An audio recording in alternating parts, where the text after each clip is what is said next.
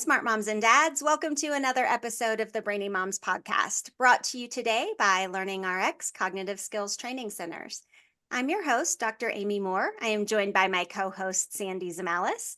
And Sandy and I are going to have a conversation today with David Steinman. David is the author of the best-selling book, Diet for a Poisoned Planet. And he's the chief officer of the Healthy Living Foundation, a consumer advocacy nonprofit group. He formerly represented the public interest at the National Academy of Sciences. He's here to share more healthy living insights from his book, Raising Healthy Kids, Protecting Your Children from Hidden Chemical Toxins. Welcome, David. Oh, it's great to be here today, Amy, with you and Sandy. We're so excited to have you. Yeah, this is such a good topic for parents. I know there so many are going to tune in because talking about raising healthy kids is all of our passions, right? So let's get started. Why don't you tell our guests how you got interested in this specific topic? What's the story behind the story? Thank you for asking. In the 1980s, so I've been doing this for a long time. In the 1980s, I was poisoned by DDT that was dumped into the Santa Monica Bay by the Montrose Chemical Company, about 2,000 tons of DDT tainted waste sludge. Public officials thought the solution to pollution was dilution, and that being in the sea, that all the DDT would dissipate and become inconsequential. But what it ended up doing instead is bioaccumulating in all the living organisms, from the plankton to the anchovy, to the fish that ate the anchovy, to the bonito, the barracuda, the bass that we were catching and eating. And during that time, dolphins began to wash ashore on the beaches of Southern California. And a colleague of mine from the Southern California Coastal Water Research Project had begun measuring their blubber for both DDT and PCBs to see if that was a cause and why so many dolphins were washing up on shore. And he found enormous amounts of DDT and PCBs. When I went to my editors at the LA Weekly and said, let's do a story about dolphins washing up on the shore, my editor, and I have to thank the dying dolphins and my editor for what happened next, because he said, instead of writing about dolphins, why don't you write about the people? Because they're eating the same fish the dolphins are. Let's see what's in the people's bodies. And that was an insane request because you have to take their blood. I recruited a doctor friend of mine, a marine biologist with the Sea Grant program, and a toxicologist. And we went around to fishing piers and sport fishing boats all throughout Los Angeles, literally asking people if we could draw their blood. It's incredible, but about 40 people did participate. We also did a seafood questionnaire and asked them, do you eat fish from the local waters, or do you eat seafood at all, or do you eat seafood from what kind of seafood and from where? What we found was that the people eating the most seafood from the Santa Monica Bay had much higher levels of DDT and PCBs in their blood. I was one of the people who decided to have my blood DDT and PCBs measured too, because of my own past history of fishing so much in the Santa Monica Bay. And I had really high levels of DDT as well. As it ended up, I hooked up with the late Tom Hayden, the politician. And at that time, he was trying to get a proposition passed in California called the Safe Drinking Water and Toxic Enforcement Act. And it would require that companies with chemical toxins in their foods or products at harmful levels would need to put them on the label. And it was really a time of darkness in the 1980s. And that proposition passed. I was a journalist, but I ended up testifying before Congress and the state assembly. The Santa Monica Bay was declared a Superfund site, and warnings were put up all around the bay about eating harmful fish. But that's the short story of how I got into it. I actually have two questions. One, could you just clarify for our listeners what DDT and PCB stands for, what that is? A DDT, dichlorodiphenyl trichloroethane, is the parent of all modern pesticides. And PCBs are polychlorinated biphenyl, and they're used in industry as heat capacity. In a capacitor, they will be the heat shield that soaks up the heat and prevents the capacitor from overheating or catching on fire. They're used widely now, by the way, in old classrooms where your child has fluorescent lighting above and they have those ballasts. This is where the PCBs come from in your child's life today, because they're still being used, especially in schools that are 40 or 50 years old, because PCBs were finally banned in the 1980s. That's what they are. What we didn't know about these chemicals, though, one, the organisms that they kill develop resistance. So they're only good for a short time, and then you have to develop a stronger organochlorine. That's why after DDT, there was chlordane, dieldrin, aldrin, heptachlor, all these weird sounding chemicals that came after DDT because the insects were gaining resistance. So now these chemicals they're not useless, but they're very dangerous. But what we didn't know about DDT and related compounds was they also act like the sex hormone estrogen once in the human body. We should have known, because when researchers were using DDT on lab rats in the 40s, all the females went into estrus. It was like they were getting bombed with sex hormones. But it wasn't until the 90s that we started to realize the real profound implications. And what's really interesting about our DDT and PCBs and what we're talking about is none of us knew anything until Rachel Carson published her book, Silent Spring, in 1962. And that's because that was the first time we even had a language to describe what was happening. She was the first one who popularized these concepts of these hidden chemical toxins and their impacts on our health. Before Rachel Carson, we didn't have ideas like parts per million or parts per billion. We didn't know what DDT, you're asking me now, what's DDT? And until the 90s, we didn't really have the vocabulary to describe xenoestrogens or fake estrogens or neuroendocrine disruption. Everyone was looking at cancer as the important marker, and it's huge. It's important because I share ovarian or endometrial cancer that are hidden in our everyday products. But we didn't know about this until the 1990s.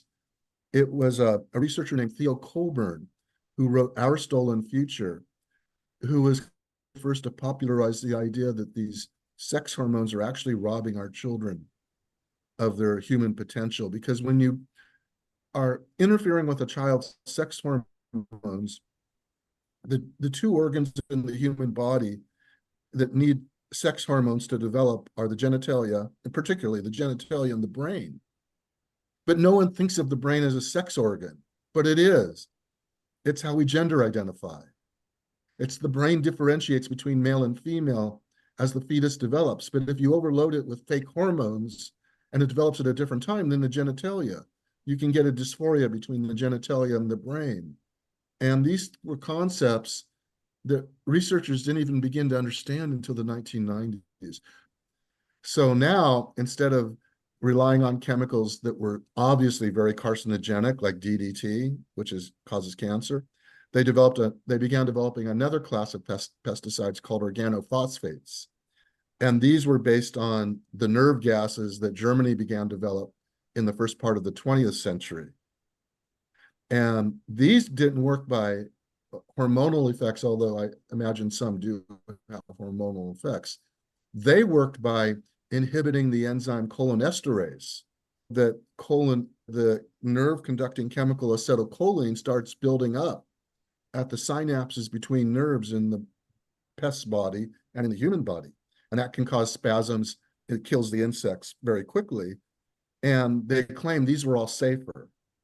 And there's a town in California called Salinas. That's the town where John Steinbeck, the author, grew up. It's carved right out of the farm fields of the Salinas Valley. And it's known as the nation's salad bowl because about 70% of the nation's lettuce is produced in the Salinas Valley. It gets a lot of really nice cold winds from the Pacific, and it's a really fertile region. All the schools there and are built right out of the town itself, are just carved right into the farm fields. It's a community, and the farm fields dominate. In the late 1990s, researchers from UC Berkeley began measuring the pesticide levels in the moms of Salinas, and then following their offspring for about over 15 years.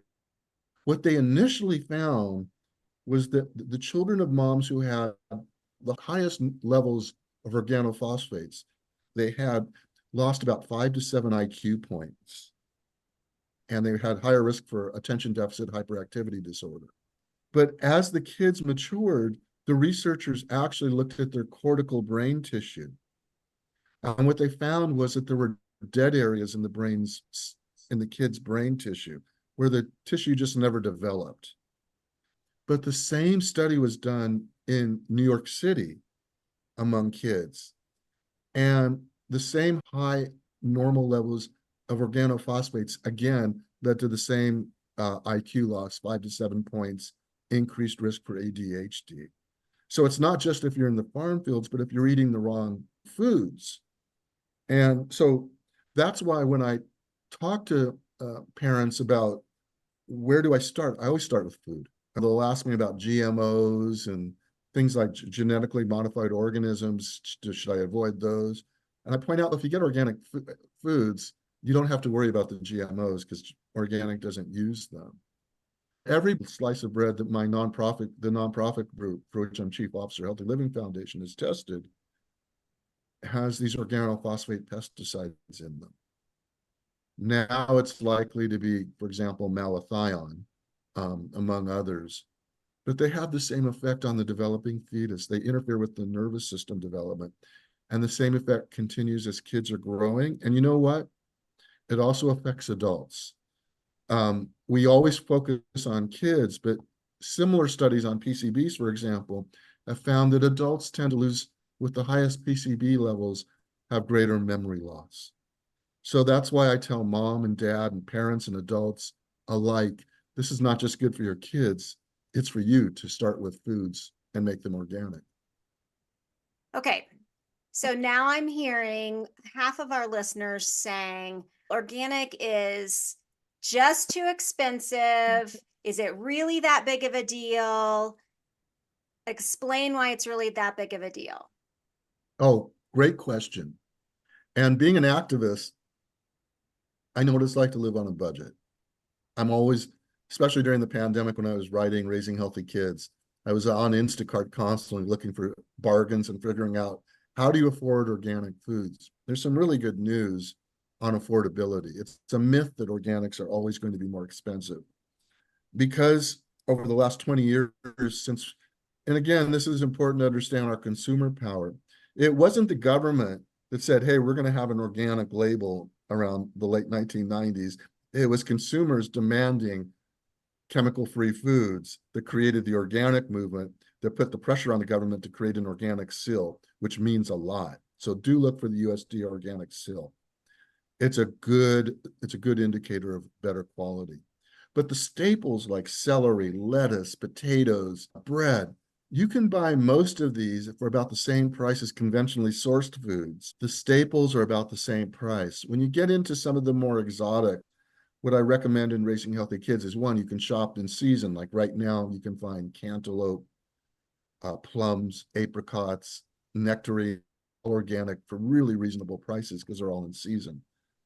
But say your kids, like mine, love the berries like raspberries, strawberries, and other fruits like that. Those can be more expensive, but if you buy them frozen in those big 3-pound packs, organic, they last longer and they're just about the same price. So there's a lot of workarounds for organic foods.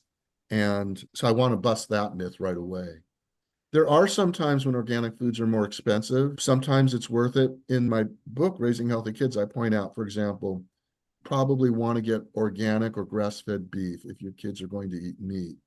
And that's because beef tends to be the one animal raised in North America that's implanted with the sex hormones. You definitely want to get grass-fed beef, and that might be a little more expensive, but you can certainly do a lot for about the same price. The other interesting thing is, you asked, why do it? What's the sell point? What's in it for us as a consumer? What's the real story? And I hate it when people on the internet will say organics are fake or you're wasting your money. or they can't feed the world. The truth is, published peer-reviewed studies have shown kids on organic diets have less diabetes, less obesity, less allergies, lower risk for certain cancers. Moms will have a lower risk for genital malformations with their child. They'll have less pregnancy complications. And dad, on versus a conventional diet, will have better sperm quality and more sperm. These are all published peer-reviewed studies. There's no question. As soon as women start using safer skincare products, markers in healthy breast tissue that are indicating some risk for breast cancer, these tend to go down again. There's no question now in my mind from reading the research that organics make a big difference. Can we talk about dairy too? Come back to that. So not just produce, and then let's talk about dairy. No, that's what I said. So you're not just talking about produce, Right. right? And so Sandy's going in this direction now, because obviously they're not going to only eat produce. So keep talking. So yeah, the first step with dairy is non-fat, because most of the chemical toxins that are in dairy and those old organochlorines accumulate in fatty tissues. They're much more likely to be in whole milk and 2% milk and full fat ice cream than they are. Non-fat doesn't contain them. I looked at the monitoring studies. On the other hand, dairy also can have a lot of antibiotics and sulfur drugs in them. And these can be very routine and conventionally sourced dairy herds. Plus, they can have about bovine growth hormone, which is another milk stimulating hormone that some producers use. I do recommend, again, organic dairy products. There are some of the pesticides that are in conventionally sourced dairy foods probably come from the grains that dairy animals are fed. But if it's an organic operation, even the grains that the animals are fed are organic. So even if you get a fatty dairy product like sour cream or full-fat cottage cheese, it's still going to be safer because it will not have all the antibiotics or sulfur drugs and the same degree of pesticide contamination as you would find in conventionally sourced. Okay, so knowing that we have all this peer-reviewed research and seeing the trickle-down effect and the medical implications and the behavioral implications and the cognitive implications of pesticides and growth hormones, why in the world do we still have conventionally grown food? Why is it allowed? That's a huge philosophical question. And first of all, there is a shift. Remember, the shift comes from the grassroots. It doesn't come from government. The shift comes from the grassroots. And so you're framing it in a way with, why doesn't everyone know? But it's a really young movement. There was no organic foods until around 2000. So this is about a 20-year-old movement. And if you think about it, you'll see that we've made an enormous impact. More and more people are buying organic foods. One, it's a matter of education. Two, it's a matter of busting those myths. And from a regulatory perspective, the government really isn't helping to push us towards organics. Organic farmers don't get the same kind of subsidies that the large corporate farmers get. Farmers get paid to grow all that pesticide sugarcane down in Louisiana. I go down there a lot for our nonprofit work. And just to give you an example of what's going on, 1,000 acres of organic sugarcane. You drive down along that Great River Road in Louisiana where all those plantations, where it's still being grown, it's all being sprayed with atrazine. Which is a very dangerous herbicide, which causes cancer and also acts like the sex hormones that we talked about. It's in every glass of drinking water along the Cancer Alley in Louisiana. About 1.3 million Louisianans drink water with atrazine. That's a problem, Amy. That's a problem that organic agriculture, which would be just as efficient, it's being done in Florida. If Louisiana had the foresight, they could have organic sugarcane fields and clean up one of the most dangerous toxins in everyone's drinking water. There would be fewer cancers, and it would be a really good thing, but it's not happening. And so there's a real paucity of adults sometimes running around in our state and federal state capital. and what's the reason why is that we've been sold as consumers a bill of goods saying a little bit of poison won't hurt you. A little bit of atrazine, a little bit of forever chemical, a little bit of phthalate, a little lead, all of it together won't hurt you. Well, again, I get back to the fact that maybe in 2000 we didn't have the studies, but now we do have the peer-reviewed studies. I mentioned the organophosphate studies. Just to give you another example, women who use cosmetics with a hidden chemical toxin I discuss at length in Raising Healthy Kids called phthalate, which is a plasticizer. They have high normal levels. Their boys are born again with significant IQ losses, cognitive and learning difficulties, increased ADHD, and gender behavior is modified towards the feminine because these are, again, blocking their sex hormones. They also have higher risk of testicular cancer and higher infertility rates. And that's called phthalate? Phthalate, yes. And it's not listed on the label, but for listeners, if you see a product and it lists fragrance or parfum, it's very likely to have phthalate too. And we share how to avoid products that will tend to have phthalates in Raising Healthy Kids. But again, we're not being protected. There is no Superman. There is no Uncle Sam who's really looking out. We grew up, all of us, thinking, oh, Washington is actually looking out for us. It's like the great father, right? Uncle Sam or whoever. But actually, Washington is the last resort. And if you grew up in states like Alabama, Florida, Texas, there's no one looking out for you. In California, I mentioned the Safe Drinking Water and Toxic Enforcement Act. Sometimes I feel like it's California looking out for the rest of the union. But really, all those laws that were supposed to protect us, the Food, Drug, and Cosmetic Act, Federal Insecticide, Fungicide, Rodenticide Act, Toxic Substances Control Act, what they do, they set monitoring levels. They set tolerance levels. We'll allow a little bit of this poison in the drinking water. And our population, we consumers, have bought this gaslighting as if a little bit of poison is okay.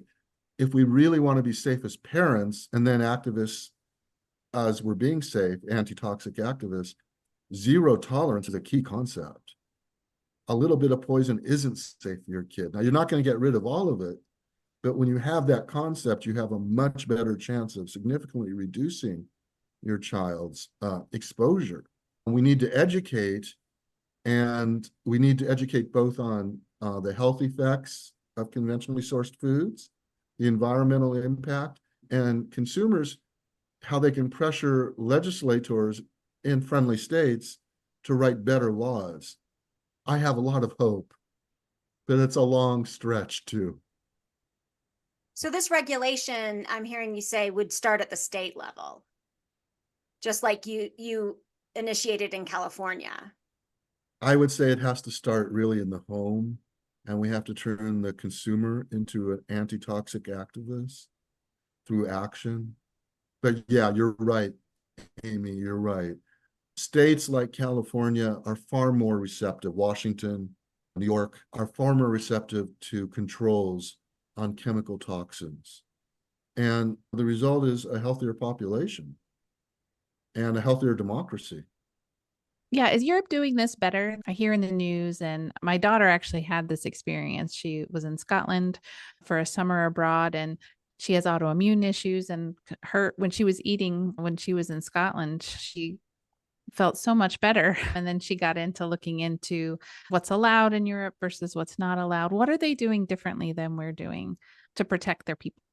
There's a lot more respect for the slow food movement. That is for using natural. If you go to France, their food has far fewer additives than food in the United States. I'll just give you an example, though, from our own work. Here at the Healthy Living Foundation, we sued the largest producer of industrial olive oil in the United States because we kept finding a reproductive toxin called carbaryl in their olive oil. They hired the largest law firm in the nation, if not the world, to defend them. It was a big case, and it's just coming to a conclusion. So I write about it in Raising Healthy Kids. I feel we've alleviated the problem. We've taken care of it. But say you're a family that's already being affected by chemical toxins, and your partner is saying, you should have this olive oil, honey, because it's really healthy for you, and we want to have our family. And say your partner has a reduced sperm count. Maybe they're on the cusp of fertility, infertility, which is not unusual today in the United States. The researcher we worked with did the studies that showed men who would consume this product would be moved from subfertile to infertile. And that's a nationwide shift because it was the biggest producer of olive oil in the United States. Carbaryl was banned over a decade ago in Europe, but it was still being used and is still being used here in the United States. Europe can have much stronger standards than us. I can give example after example in cosmetics where Europe has banned the use of certain compounds. I was in a documentary called Not So Pretty on HBO Max, and we found products that use 2 or 3 compounds on their ingredient label. There aren't the regulations here. I happen to think we are probably the most plasticized society in history. We're finding plastics in our boys' testicles, and we're finding that boys with high plastic levels have lower testosterone. You are hitting a really important point. Yeah, Europe is way ahead of us in some ways. Can you talk about detergent? Because I know that's a big one. Our skin is our largest organ, right? So, of course, we can absorb toxins that way. That's a great question. In fact, I went shopping the other day with a friend of mine at Target, and we were looking for a safe laundry detergent. And what I'm talking about applies to laundry detergents and also bubble baths and shampoos. If you see any detergent, bubble bath, or shampoo that has a word like sodium myroth sulfate, sodium lauryl sulfate, PEG, or polyethylene glycol, any word that contains the 3 letters ETH, it's really dangerous for you and really dangerous for our communities across America. And it's an immediate sign that this is a product you don't want in your home. Here's the double danger. These products tend to be contaminated with a chemical called dioxane, which is a male breast carcinogen, and showing up in drinking water across the United States. And it's costing communities millions of dollars to clean up their drinking water from it. It doesn't have to be there. It's there because laundry manufacturers, the big ones, have dioxane in their products. They're not cleaning their products up. Now, my friend it was in the Target, and they said, what about 7th generation? And I pointed out that some of their products also contain the ETH ingredients. Now, 7th generation says, yes, we contain some ETH ingredients, but we don't have dioxane because we strip it out. See, we care about consumers. But from my understanding about 7th generation, and certainly about the ETH ethoxylated ingredients, and these are the main ingredients in detergents, my understanding is these are made with a chemical called ethylene oxide. And in the past, we have studies showing nurses getting high rates of breast cancer when they sterilized the medical equipment. And the reason is that they were using ethylene oxide. It's one of the most potent and dangerous human carcinogens on Earth. And you have all these plants across the United States now producing ethylene oxide and ethoxylated detergents. And they're releasing the ethylene oxide into communities. And these communities are spread throughout the United States. And I list them in Raising Healthy Kids. I visited one of the plants that produces ethylene oxide in Reserve, Louisiana. And it's located right next to a school called the Fifth Ward Elementary School. And on the other side of this elementary school is a neoprene plant that produces things that we so desperately need, like beer koozies or neoprene tote bags. These kids are breathing so many carcinogens. My nonprofit went down there and brought 32 high-efficiency particulate air filters for the kids because they're slipping through the cracks. But you can be non-toxic and like by 7th generation, and that's non-toxic. At least there's no dioxane in the product, and that's good for the local environment and you. But if you want to be anti-toxic, you avoid the ETHs completely, because your neighbor, like in my friends in Louisiana and your neighbors in cities across the United States, are breathing this stuff. And you can just be a little more helpful. And it's very simple to avoid any kind of bubble bath, laundry detergent, shampoo that contains sodium lauryl, sodium myreth, the PEG compounds, anything with an ETH in it. By avoiding it completely, you become anti-toxic. And we're all doing this together. That's the thing. I'm not a lone voice out there. I know people want to do this. And it takes all of us, but we are making a difference. As I said, there was no organic cosmetic market. 7 years ago, you couldn't even buy safe detergent. But today you can look for ingredients like glucosides. If you see glucoside on your shampoo, on your laundry detergent, or your bubble bath, that's a safe product, because the manufacturer obviously gets it. What do you wash your clothes in? There's a company we use, a brand called Ecos. I think is really good, is Ecos. And there's a reason why we use them. If you look at their packaging for all their products, it's clear. They don't use any dyes even in their packaging. It's not like Tide or All that are blue and orange. No, they don't even dye their detergent. But they're also really conscious of what I'm talking about. And they've completely eliminated detergents that are based on alcohol oxalates. So they're coming as close as possible for a mass popular brand to being and anti-toxic. They're already pretty much non-toxic, but they're also becoming anti-toxic. So I do recommend Ecos as a laundry detergent. But really, the thing is, just try to avoid the ETH compounds. It's good for your family, but good for communities. Fantastic. Okay, we are out of time, believe it or not. David, what do you want to leave our listeners with that you haven't gotten to say? Oh, be part of the change. It's good for you. It's good for our environment, good for your kids. And you have so much power as a consumer. In raising healthy kids, I just want folks, if they read the stories, it's like becoming a black belt in protecting your family from hidden chemical toxins. At first, you say, how do I integrate everything? But by the time you reach the end, you've earned your black belt, and it's all fluid. And you're going to understand you don't need to go to your app every time when you're shopping. And when you do make that choice, it's good for you and good for everyone else. But it's not just me, it's all of us. We are really making a difference. And we're a very young movement. Keep the faith that it's getting better, but it depends on you and me. David Steinman, thank you so much for taking time out of your day to be with us, to educate us and our listeners. If you want to really dive into this, you can read David's book. You can find it at raisinghealthykidsthebook.com. We'll actually put that link in our show notes. You can find him on X by David Steinman, on Instagram at David Steinman _author, and on TikTok at David Steinman 101.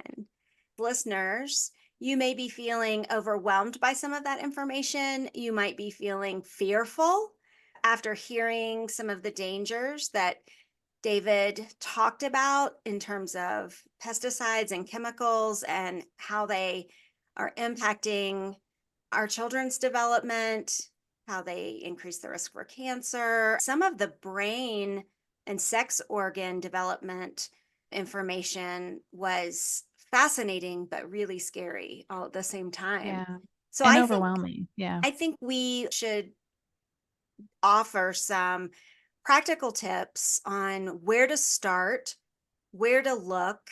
Right now that you're armed with this information about how scary it all is, let's do our next episode on some practical ways to help keep our family and our children and ourselves safe.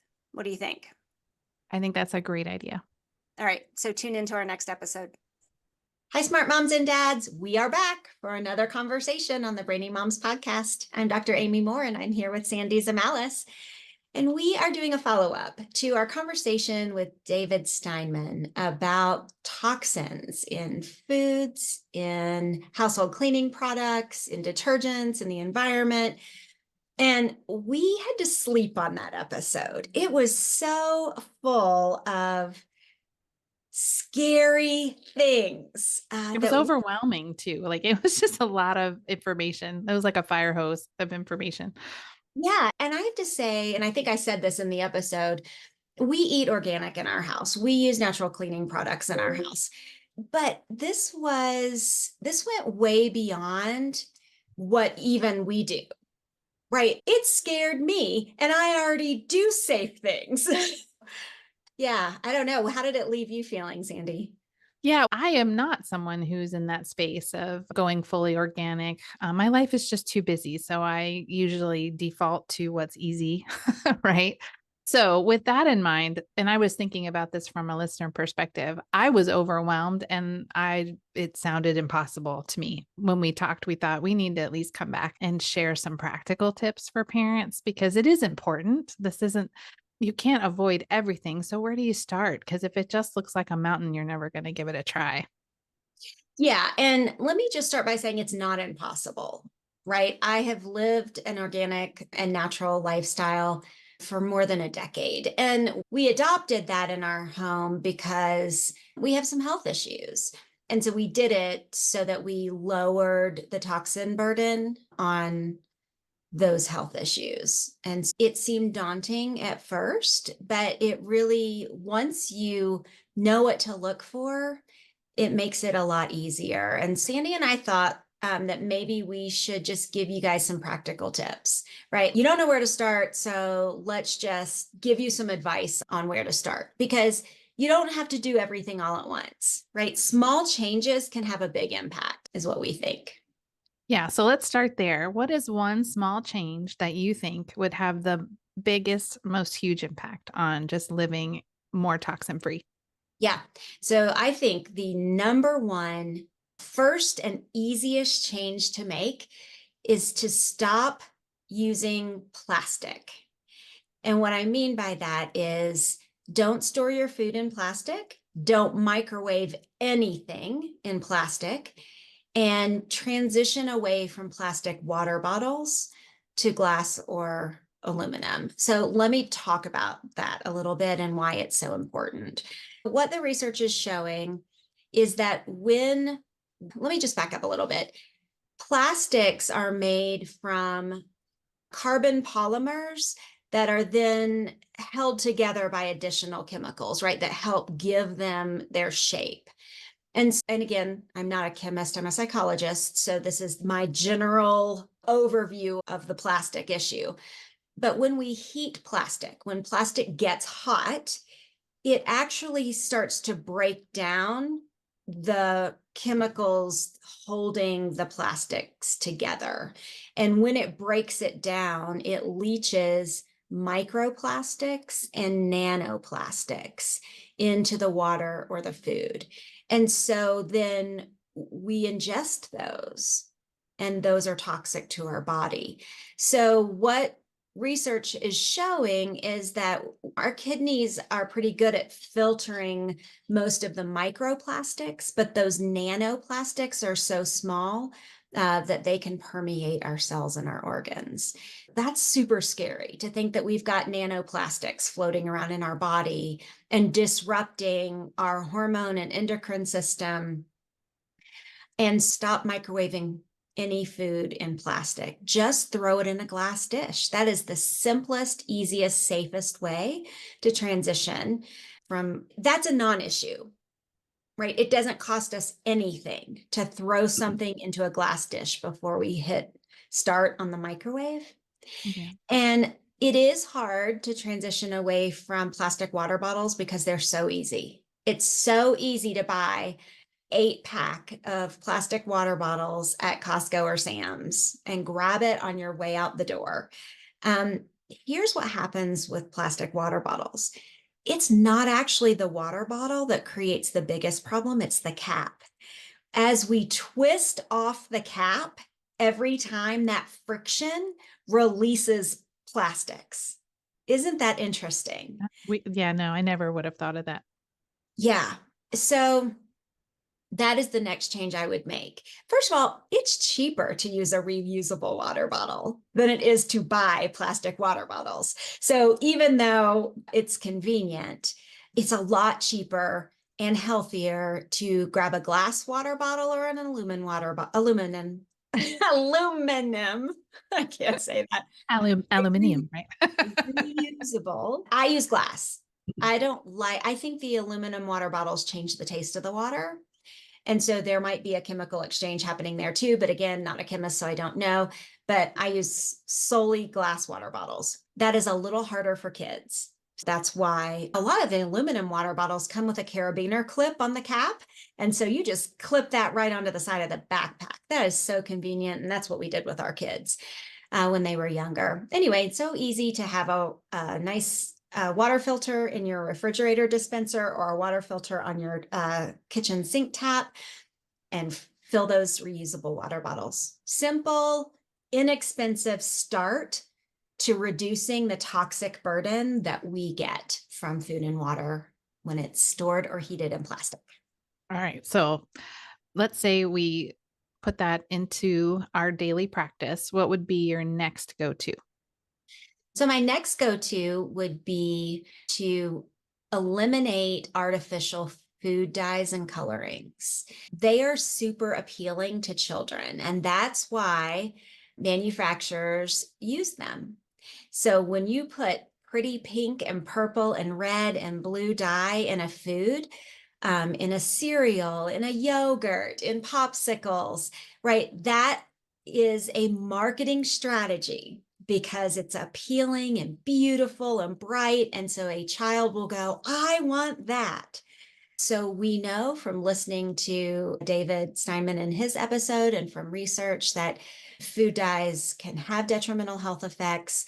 So that would be my next step, is to really read food labels, and anything that says artificial coloring, especially red and blue dyes, don't buy it, and find a way to pick beautiful, bright fruits to replace it with, right? So instead of buying the yogurt that is artificially colored, red, purple, blue, and green, put some fresh berries into some plain yogurt that you sweeten with maple syrup or honey.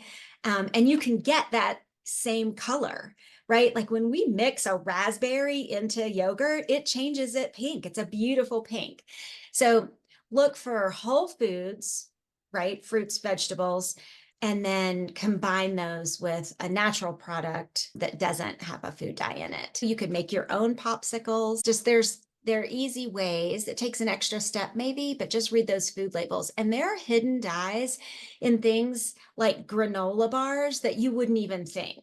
And so get savvy about reading those food labels. That's the next step. Yeah. Oftentimes they recommend just doing the outer perimeter of the grocery store, right? Trying to stay out of the middle in general, because you'll miss a lot of these things if you are just running that perimeter instead. Let's talk about the dirty dozen. Yeah. Would that be the next one on your list? Sure. So that's moving us into that organics step. And if it seems daunting and overwhelming to say, okay, I'm going 100% organic, then let's just back up and say, start small. And the place to start that we're recommending is with the dirty dozens. And what that means is these are the 12 that have been known to have the most pesticides used on them. And even after washing, the most pesticide burden. All right, so number 1 are strawberries. Number 2, spinach. Number 3, kale, collard, and mustard greens. Then grapes, then peaches and pears, nectarines, apples, bell and hot peppers, cherries, blueberries, and green beans. So the top 12 fruits and vegetables that have the most pesticides. And so that is where we are recommending that you start if you want to adopt an organic eating lifestyle. Organic foods will have a certified USDA organic label on them so that they have met those quality standards for not having pesticides used on them. Okay. We've got 3 super simple ways to start. Do you have resources that you recommend for parents so that they can go look online and start maybe picking through one piece at a time? Sometimes it's helpful to have a website resource that just tells you exactly what you read off to us, just a list, right? Yeah, and Go here, start here. yeah, that's a great question. And we certainly don't want to get into the business of recommending, specific products or brands, because things can change with products and brands over time. And so we're not going to recommend specific ones. But the Environmental Working Group has done all that research. And so their website, Environmental Working Group, EWG.org, they've got all the lists. So you can go on there and you can click on what are the safest baby lotions? What are the safest detergents? What are the safest cosmetics? What are the safest kitchen cleaning products? They've already done the research for you to determine which one of these are toxic and which ones aren't. And so you can go on and just see the list after list of the different non-toxic products that are being manufactured out there. So they've done the work. That's the resource that I trust the most in choosing safe products for my family. And so that's our recommendation, is to go to the Environmental Working Group's website. Okay. Is there anything else we want to add on? Because like I said, this is a deep dive topic, but we wanted to be practical. We wanted to leave everybody with something they could do today or tomorrow. Yeah, absolutely. I think that when we think about raising healthy families, a lot of times we just think about, okay, let me make sure that I've taken my child to the doctor. Let me make sure that my kids are washing their hands, right? Which we know is the number one way to avoid sickness, right? Is to keep our hands washed. But we don't always think about these things that we are using on our bodies, that we're using in our home, and that we're ingesting as part of that healthy family lifestyle. And so I think it's so important to brain development, to physical development, to cognitive functioning. We spend our lives talking about mental health and cognitive functioning.